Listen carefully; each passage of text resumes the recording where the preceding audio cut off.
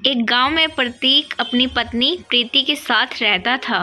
प्रतीक सरकारी नौकरी करता था और प्रीति घर संभालती थी, लेकिन उसे बचपन से ही पढ़ाई का बहुत शौक था।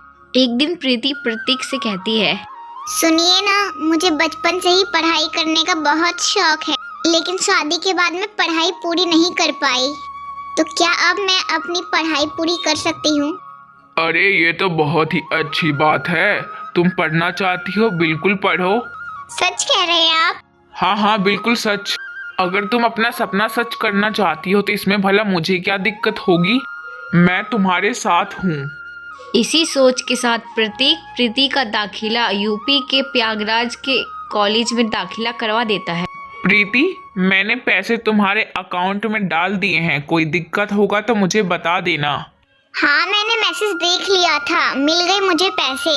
प्रतीक अपनी परेशानियां भूलकर अपनी पत्नी प्रीति के लिए पीसीएस के ऑफिसर की तैयारी के लिए बहुत मेहनत करता। इधर प्रीति भी अपना बेस्ट देते हुए एग्जाम की तैयारी करती है। और फिर जब यूपीएससी का रिजल्ट आता है तो सबसे पहले प्रीति अपने पति को कॉल करती है। तुम्हें पता है रिजल्ट आ गया है और मैं पास भी हो गई हूँ। क्या सच बोल रही हो तुम? हाँ, 16वीं रैंक आई है। हमारी मेहनत रंग लाई। मैं आज ही आ रहा हूँ तुम्हें लेने, तुम तैयार रहना। प्रतीक प्रीति को लेकर घर आता है। दोनों के बीच में ही बहुत अच्छा चल रहा होता है। उसी बीच इन दोनों की एक प्यारी सी बेटी भी हो जाती है, क्योंकि प्रीति की पोस्टिंग अलग अलग शहरों में होती थी। प्रीति बरेली में रहती थी और प्रतीक प्रयागराज में। लॉन्ग डिस्टेंस रहने से दोनों के बीच काफी दूरी भी आ गई थी। एक दिन, तुम आज आ रहे हो ना? हाँ, आ रहा हूँ।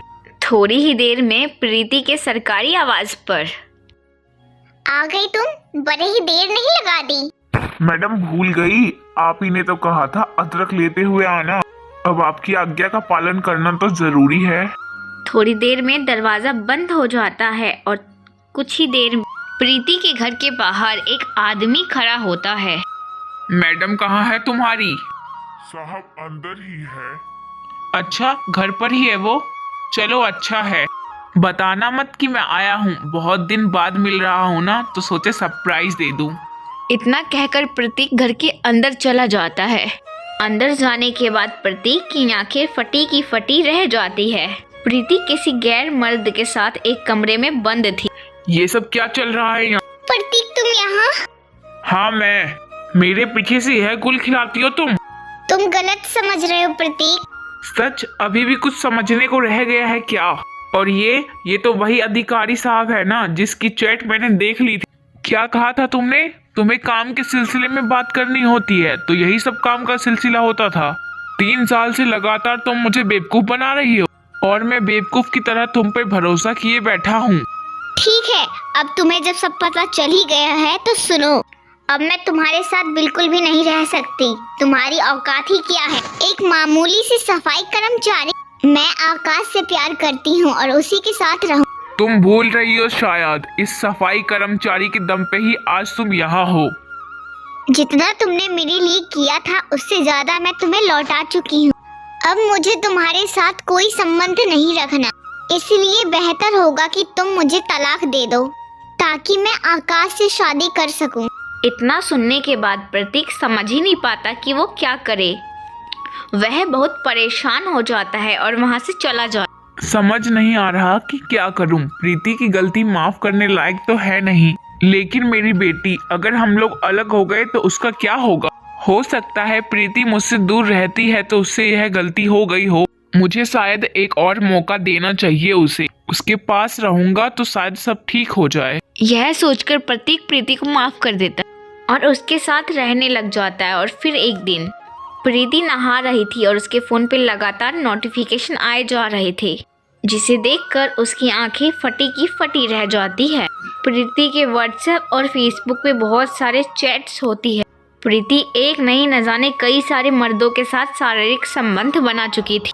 इस पूरी चैट को प्रतीक अपने फोन में भेज देता है और उसके कई सारे प्रिंट निकाल कर अलग अलग मीडिया हाउस में भेज देता है, जिसके बाद यह इंटरनेट पे भी वायरल हो जाता है। लोग तरह तरह की बातें तो जी रही हैं कि एक हम अच्छे मकान में रहते हैं, अच्छे आलीशान घर में रहते हैं, यहाँ बुलाकर उनका भ्रम तोड़ने की जरूरत क्या है? अगर तुम्हें इतना ही शर्म आती है अपनी सहेलियों को यहाँ बुलाने में, तो तुम्हें किसी बड़े बिजनेसमैन से शादी करनी चाहिए थी ना। ये नौकरी करने वाले गरीब इंसान से शादी क्यों कर ली तुमने? देख रही हैं माँ जी आप, एक तो मैं इस घर की इज्जत ढकने की कोशिश कर रही हूँ, ऊपर से आपका बेटा मुझे ही दोषी करार कर रहा है। अरे ये तो मेरे जन्मदिन के दिन भी झगड़ा करने से पीछे नहीं रह रहे हैं। एक तो पत्नी को समय नहीं दे सकते हैं, बाहर गिफ्ट दिलाने नहीं ले जा सकते हैं, बाहर घुमाना तो दूर की बात है, उल्टा घर में घुस के मुझे ही 4 बातें सुना रहे हैं। मैं पूछती हूँ, क्या इसी दिन के लिए आप मुझे शादी करके लेके आए थे इस घर में? विक्की बेटा, क्यों बहू का दिल दुखाता रहता है? और आखिर ऐसा क्या गलत कह रही है वो? ठीक ही तो कह रही है। अरे बेटा, सोसाइटी में अगर रहो तो उसके हिसाब से उठना बैठना भी पड़ता है। और आजकल तो दिखावे का जमाना है, तुमने तो देखा ही होगा ना, लोग कैसे अपनी पिक्चर्स क्लिक करके अपलोड करते हैं। ऐसा करने से कोई उनकी शक्ल थोड़ी ना बदल जाती है। लेकिन बेटा, आजकल तो ट्रेंड है हर चीज को चमका कर दिखाने का। पता नहीं, मुझे समझ नहीं आता, आप मेरी मम्मी हो या इसकी। दुनिया की कौन सी ऐसी सास होगी जो अपनी बहू का गलत चीजों में साथ दे, और आप हो कि जब देखो बहू के हाँ में हाँ मिलाती रहती हो। कभी अपने बेटे की तरफ भी देख लिया करो मम्मी। देख बेटा, बहू बिल्कुल सही कह रही है, बल्कि मैं तो खुद कई दिन से तुझसे बात कहना चाह रही थी कि आखिर कब तक इस 2 कमरे के मकान में हम यूं ही रहते रहेंगे। अरे कोई मेहमान आ जाता है तो हमें यूं मुंह छुपाना पड़ता है। अरे बेटा, किसी ढंग के सोसाइटी में कोई मकान क्यों नहीं ले लेता? अच्छी सोसाइटी में रहो तो बच्चों के ऊपर भी असर अच्छा पड़ता है। माँ, इस सोसाइटी में रहना मेरा शौक नहीं, मेरी मजबूरी है। भाई अपना मकान है, यहाँ चैन से हम रह रहे हैं, यहाँ खुद का हमारा मकान है, कोई चिक चिक नहीं है। और आप क्या चाहती है, हमारे सर से छत भी चली जाए? अरे बेटा, मैं तुझे ये बेचने के लिए नहीं कह रही हूँ। हम अपना मकान किराए पर लगा देते हैं और अपने लिए किसी अच्छे से जगह पे अच्छी सोसाइटी में किराए पर मकान ले लेते हैं। अरे भाई, किसी अच्छे सोसाइटी में रहेंगे तो हमें ऐसे ही मुंह ना छुपाना पड़ेगा, हम भी रिश्तेदारों को सीना ठोक कर बुलाएंगे। विक्की अपने बजट के हिसाब से माँ और अपनी पत्नी को समझाने की बहुत कोशिश करता है, लेकिन उन दोनों के सामने उसकी एक नहीं चलती। माँ और बीवी के कहने पर अंत में विक्की माँ की बात सुनकर अपना मकान किराए पर देने के लिए तैयार हो जाता है और अपने रहने के लिए एक बड़े से सोसाइटी में एक मकान किराए पर ले लेता है। ये लो, कर लो बात। हमारा मकान 11,000 किराए पर चढ़ा हुआ है, और इस सोसाइटी के मकान का कितना किराया है आप जानती हैं आप? अरे बेटा, क्या जीवन भर पैसा पैसा करता रहता है? अंतर भी तो देख, हमारे सोसाइटी और इस सोसाइटी में कितना अंतर है। अंतर तो है माँ, जमीन और आसमान का फर्क है पैसों में भी। उस मकान का किराया 11,000 है और इस सोसाइटी में मकान का किराया 36,000। समझ रही हो 36,000 कितनी बड़ी रकम होती है? अरे बेटा, अच्छे घर में रहने की थोड़ी कीमत तो देनी पड़ती है, तो चिंता मत कर, सब मैनेज हो जाएगा। मेरा बेटा कोई किसी से कम थोड़ी ना है। विक्की अपने परिवार के साथ मकान में आकर रहने तो लगा था, लेकिन इस हाई फाई सोसाइटी में रहते रहते वह कभी भी अपने आप को कंफर्टेबल नहीं समझ पाया। एक दिन, ममता, कौन से स्कूल में एडमिशन करवाया है तुमने अपने बच्चों का? मेरे दोनों बच्चे तो सिटी कॉन्वेंट में जाते हैं, और आपके बच्चे? क्या कहा, सिटी कॉन्वेंट? अच्छा, जाने तो तुमने तो नाम भी नहीं सुना होगा। अरे भाई, ऐसा भी क्या है जो मैंने नाम नहीं सुना होगा? शहर के सारे स्कूलों, नाम, एड्रेस सब पता है मुझे। ओह अच्छा, मुझे लगा तुम्हें शहर के अच्छे स्कूलों के नाम नहीं पता होंगे, इसलिए तुमने अपने बच्चों का एडमिशन ऐसे छोटे गरीबों स्कूलों में करवा रखे हैं। नहीं, ऐसी बात नहीं है, वो मिड स्पेस में स्कूल में एडमिशन नहीं मिल रहा था ना, इसलिए टेम्परेरी में उस स्कूल में एडमिशन करवा दिया था हमने, वरना मैंने तो सोच रखा है दोनों का जयपुरिया इंटरनेशनल स्कूल में ही एडमिशन करवाना है। अंदर आकर देख लिया माँ जी, पड़ोसन ने आकर खड़े खड़े मेरी बेइज्जती कर दी।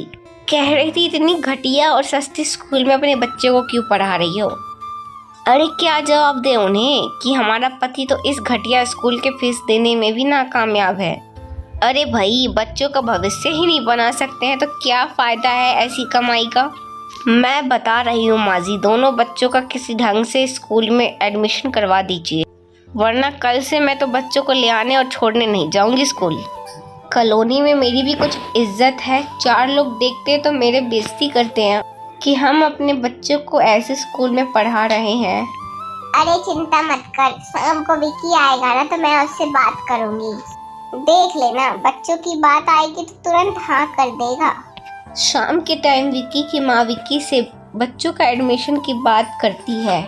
हमेशा की तरह विक्की इस बार भी विक्की के ना कहने का किसी पर कोई असर नहीं पड़ता है।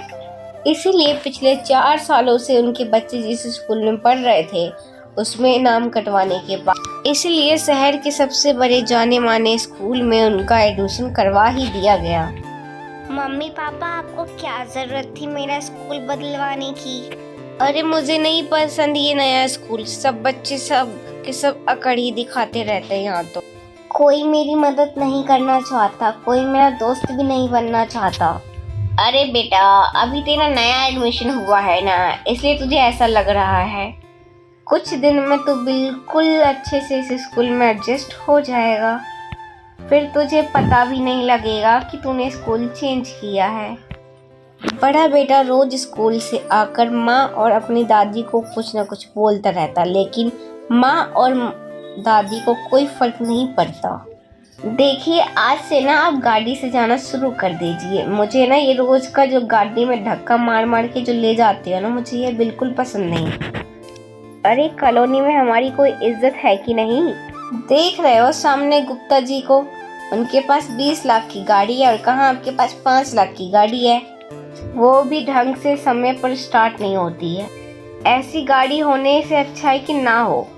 अच्छा जी, अभी तक तो कुछ महीने तक तुम इसी गाड़ी में अपना सीना फुलाकर बैठती थी और अब ये अचानक से खटारा हो गई। देखो, मुझसे ना बेकार की बातें मत किया करो। मुझे जो कहना था मैंने वो कह दिया। या तो कल से अपने लिए नई कार का बंदोबस्त कर लो या तो टैक्सी से आना जाना शुरू कर दो। मुझे ये खटारा गाड़ी अपने घर के सामने भी नजर नहीं आनी चाहिए। कबाड़ी वाले को तो कम से कम 2-4 हज़ार रुपए मिले। अरे बेटा, तू घर से बाहर जब निकलता है तो क्या आंखों पे पट्टी बांध लेता है? तुझे दिखाई नहीं देता? कॉलोनी में रहने वाले के पास कितनी बड़ी बड़ी लंबी लंबी आलीशान गाड़ियां हैं और ये तेरी एक नाश पीटी खटारा गाड़ी। जब तक सारे मोहल्लों को पता ना लग जाए कि ये महारानी सड़क पे जा रही हैं, तब तक मजाल है कि ये स्टार्ट हो जाए। अगले दिन ये सेकंड हैंड कार खरीदने वाले लोग हैं। अरे किसने बुलाया इन्हें? मैंने बुलाया इन्हें, और कौन बुलाएगा इन्हें? तुम्हारे अंदर तो इतना दिमाग है नहीं कि पुरानी चीज़ों को बेचा जाए और नई चीज़ों को खरीदा जाए। अब मुझे ही ये सब देखना पड़ेगा ना। अरे भाग्यवान 4 पैसे हैं जो मैंने अपने बुरे वक्त के लिए संभाल के रखे। तुम मेरे सारे पैसे में आग लगाने पर क्यों तुली हुई हो? जरूरत क्या है नई गाड़ी की? गाड़ी हमने अपनी सुविधा के लिए ली है, कॉलोनी वाले को दिखाने के लिए नहीं। मैं अपनी गाड़ी बेचने वाला नहीं हूँ, मेरा काम इससे बहुत अच्छा चल रहा है। मुझे गाड़ी बेचने और नई गाड़ी खरीदने का कोई शौक नहीं है। तुम मुझे हमेशा इस बात का एहसास दिला ही देते हो कि इस घर पर मेरा कोई अधिकार नहीं है। अगर इस घर के सारे फैसले तुम्हें ही लेने हैं तो मैं इस घर में हूँ ही क्यों? मुझे क्या इस घर में झाड़ू पोछा और खाना बनाने के लिए लेके आए थे? देखो, मैं बता रही हूँ। इतना कहकर ममता जोर जोर से रोने लगती है। अरे बिल्कुल भी शर्म लिहाज नहीं है तुम दोनों के अंदर। किसी के भी सामने लड़ने मरने को तैयार हो जाते हो। मेरा तो कोई लिहाज बचा ही नहीं। कम से कम कोई बाहर से आया है उसका तो लिहाज कर लो। ऐ विकी, ध्यान से सुन ले। अभी जा, तू अपनी गाड़ी दिखा उसे। ये कुत्ते बिल्लियों की लड़ाई वाला ना झगड़ा तुम उन लोग के जाने के बाद करना। माँ की बात सुनकर विकी गाड़ी देखने वाले आए लोगों को अपनी गाड़ी दिखा देता है। खरीदारों के जाने के बाद विकी तेरी ना आदत ही खराब हो गई है। तूने तो कसम खा रखी है, बहू की बात तो तुझे माननी नहीं है। अरे क्या गलत कह रही है वो? नई गाड़ी खरीदेगा तो उसमें बैठ के तो ऑफिस तू ही जाएगा ना। वो बेचारी तो महीने 2 महीने में कभी कभार एक बार बैठती है गाड़ी में। आप लोगों को तो ऐसा लगता है ना कि पैसे पेड़ पे लगते हैं। मैं उस पैसों के बगीचे में जाता हूँ और उस पेड़ से पैसे तोड़ कर ले आता हूँ। अरे भाई, बहुत मेहनत लगती है 4 पैसे कमाने में, पर आप दोनों को तो ऐसा लग रहा है कि बस दोनों हाथों से पैसे यूं उड़ाते जाओ। अच्छा, अब तू इतना बड़ा हो गया कि माँ के आगे अपनी जुबान चलाएगा। मैं कहती हूँ अब छोड़ इस खटारे का पीछा और बहू की पसंद की एक बढ़िया सी गाड़ी लिया। माँ की तरफ से हरे झंडे मिलते ही ममता का स्थान तो 7वें स्थान पे पहुंच गया था। 3 दिन तक इंतजार करने के बाद आखिरकार विकी दोनों सास बहू के सामने हथियार टाल ही देता है और जल्द ही उनके घर में खटारी कार की जगह महंगी कार नजर आने लगती है। कैसे आदमी से शादी हो गई है मेरी। अरे कभी इनके मुंह से तारीफ के 2 बूंद नहीं निकलते। अरे शुक्रिया करो मेरा, मैंने आपकी सोसाइटी में आपका स्थान ऊपर कर दिया, वरना अपनी खटारा कार में बैठ के जाते थे और साथ साथ मेरी भी नाक कटवाते थे। अब देखो, अब लगता है कि कोई आदमी निकल रहा है कॉलोनी से। हाँ, अभी तुम लोग को समझ में थोड़ी ना आएगा। जब कुछ दिनों बाद हाथ में कटोरा लेके मंदिर के बाहर बैठना पड़ेगा ना, तब लड़ोगी तुम लोग सास बहू। अभी तो करो तुम दोनों अपनी मनमानी। अरे बहू, तैयार होगी कि नहीं? मैं तो कब से तैयार हूँ माँ जी। मुझे पता है आप मिसेस यहाँ के यहाँ जाने की बात कर रही है ना। हाँ बेटा, कई बार बुला चुकी हैं। चलो आज चलते हैं उनके घर, चाय पानी पीकर आते हैं। जल्दी जल्दी तैयार होकर ममता और इसकी सास मिसेस सिन्हा के यहाँ पहुँच जाती है। उनके घर जाकर दोनों सास बहू की आंखें तो खुली की खुली रह जाती है। घर वापसी के समय, देख लिया माँ जी आपने, इससे कहते हैं घर, और एक हमारा घर देख लो। ऐसा लगता है कबाड़ी की दुकान से ले आया हुआ सामान हमने अपने घर में सजाया हुआ है। आपने टीवी देखा था उनका? 65 इंच का टीवी लगा रखा है उन्होंने अपने कमरे में। और एक आपका सुपुत्र है, 40 इंच का टीवी लेने के लिए भी मुझे 100 बातें सुनाई थी। उनका बस चले ना तो मोबाइल को ही दीवार पे लटका दे और कहे इसी में जो देखना है देख लो। अरे ठीक कह रही है, पर तू चिंता मत कर बेटा, आज ही चलकर मैं उसकी कान खींचती हूँ। हम किसी से कम थोड़ी ना है। अब तो हमारे घर भी 65 इंच का टीवी आकर रहेगा। देखिए जी, मैंने और माँ जी ने डिसाइड किया है, अब हम एक नया टीवी खरीद रहे हैं। अब बहुत हो गया 40 इंच का टीवी। आपको पता भी एक बात, इस सोसाइटी के हर घर में 65 इंच का टीवी लगा हुआ है और एक हमारे घर में 40 इंच का टीवी लगा हुआ है। तुम्हारा दिमाग तो नहीं खराब हो गया है? इतने तुम्हें पैसे का शौक लगा है ना, तो बाहर निकलो और 4 पैसे कमा कर लेकर आओ। तुम्हारे हाई फाई खर्चे अफोर्ड नहीं कर सकता मैं। पति की सैलरी कितनी है ये भी जानती हो या सिर्फ फरमाइशी करनी आती है तुम्हें? अरे हाँ हाँ पता है, तू ऐसे ही ड्रामा करने वाला था, हमें पहले से ही पता है। इसलिए हमने पहले से ही मन बना लिया है कि एमआई पर हम टीवी लेने वाले हैं। तो उससे एक मुफ्त पैसा कोई मांग भी नहीं रहा।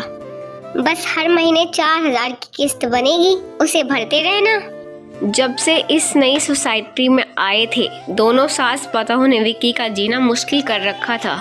पहले दोनों बच्चों के स्कूल चेंज करवाए, फिर घर के पर्दे, गाड़ी, टीवी, फ्रिज, किचन के लिए नया माइक्रोवेव, पता नहीं क्या क्या दोनों सास बहू ने ऑर्डर कर रखा था। जब भी विकी पैसे ना होने की बात करता, दोनों सास बहू सामान को EMI पर लेने की बात कर देते और दोनों मिलकर फट से सामान घर पर मंगवा लेती। कुछ दिन बाद, क्या बात है आजकल आप ऑफिस से बड़ा ही लेट आने लगे हो? पहले तो आप 6:30 बजे तक घर पर आ जाते थे और अब देख रही हूँ 11 बज जा रहे हैं और आपका कोई अता ही पता नहीं रहता। वैसे भी तुम्हें मुझसे मतलब ही क्या है? तुम दोनों सास बहू को नई सोसाइटी में स्टैंडर्ड बनने से फुर्सत मिले तब तुम लोग मेरे बारे में सोचोगे ना। बहुत ही थक गया हूँ, बहस करने का बिल्कुल भी मन नहीं है। जाओ जाकर खाना लगा दो। पति की बात सुनकर ममता उसके लिए खाना लगा देती है। अगले आए दिन कुछ दिनों तक ऐसे ही बात चलती रहती है और दिन कटते रहते हैं। 2 दिन बाद अचानक ही मकान मालिक उनके घर पहुंच जाता है। अरे भाई 3 महीने हो गए रिमाइंडर देते हुए, अब तो आपके बेटे ने मेरा फ़ोन उठाना भी बंद कर दिया। अरे बहन जी, मेरे मकान में रहती हैं आप और किराया दिए बिना मुफ्त में रह लेंगी आप। गलती कर दी मैंने, जो आप लोग को शरीफ इंसान समझकर मैंने अपने घर में रहने दे दिया। मुझे पता होता ना कि आप लोग इतने बड़े डिफ़ॉल्ट निकलोगे तो मैं अपने मकान में घुसने भी नहीं दिया होता आप लोगों को। अरे भाई साहब, कैसी बात कर रहे हैं आप? हम वाकई ही शरीफ लोग हैं। पता नहीं ऐसा कैसे हो गया, मेरे बेटे ने किराया नहीं दिया। जरूर भूल गया होगा। अरे बहुत ही मेहनती और ईमानदार बच्चा है वो। प्लीज उसके बारे में ऐसे अनाप शनाप बातें मत की।